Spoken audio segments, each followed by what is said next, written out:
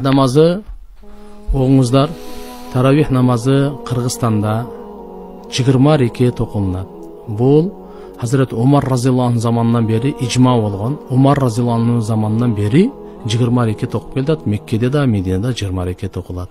8 rekat okuganlar менен андай 8 rekat okup таштап кетпеңиздер. Кудайым берген ушундай сооптун сезонунда Аллага жакындаштыкта пайгамбарыбыздын Мухаммад саллаллаху алейхи вассаламдын көргөн адамдар Hazreti Umar radıyallahu anhu'дай экинчи халифа билесиздер. Ошондой улуу адамдын ижмасы менен бардык сахабалар бирөөдө каршы болбой 20 рекетке токтоп туруп окуп келатат. Бүгүнкү күнгө чейин Мекке, Мединада, мусулмандардын борборунда дагы, Кыргызстанда, Орто Азияда дагы өзгөчө буга көңүл бурат Ханафи мазхаб.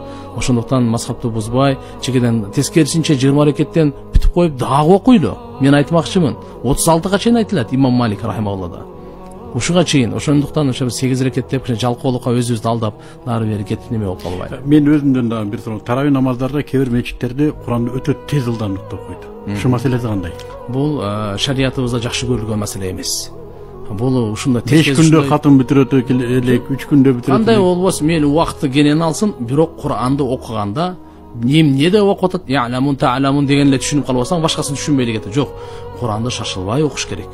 Тажвид менен так окусун. Мейли ошого биз азыр айтканбыз, жалпысынан бир парадан окусун деп. Анча-мынча жерлерде мисалы 5 парадан, 3 парадан окугандар бар. Окуганы жакшы, мубарак болсун. Бирок шашылбай тамгалары, сөздөрү калып кетпеш керек да. Быйыл ушуга чара колдондубу?